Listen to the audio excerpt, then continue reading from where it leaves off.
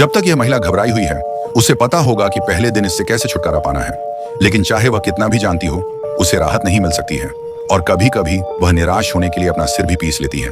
इसलिए वह भविष्य में कम रगड़ का उपयोग करेगी। पहले तो उसने सोचा कि उसके पास ये है, लेकिन जब वह अस्पताल गया तो कुछ नहीं मिला और इस तरह आगे बढ़ने का कोई रास्ता नहीं था। शांत होने के लिए उसने ध्यान करना शुरू कर दिया, लेकिन ध्यान से उसे जो मिला वह पक्षी और फूल, ब्रह्मांडीय सितारे आदि जैसी चीजें नहीं थीं। शायद वह बहुत ज्यादा सोच रहा था और उसने वास्तव में अनगिनत चीजों का ध्यान किया। उसने अपना हाथ अपने बगल में लपेट लिया और फिर उसने उस पर एक काला पंजा पाया। महिला के विचार बाधित हो गए और उसे एहसास हुआ कि यह घोड़े के कान थे जो जमीन पर रेंग रहे थे। महिला घोड़े के कानों के रास्ते पर चल रही थी और घोड़े के कान उसमें से रेंग रहे थे। जब उसने अपना सिर उठाया तो उसे फिर से असहजता महसूस होने लगी।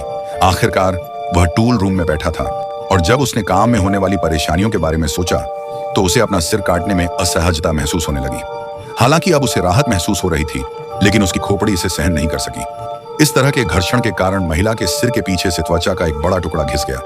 दूसरों को इसका पता चलने से रोकने के लिए उसे केवल अपने सिर को धुंध से लपेटना पड़ा। इस दिन उन्हें रिश्तेदारों से पता चला कि उनकी माँ, जिनकी युवावस्था में मृत्यु हो गई थी, की भी ऐसी ही स्थिति थी।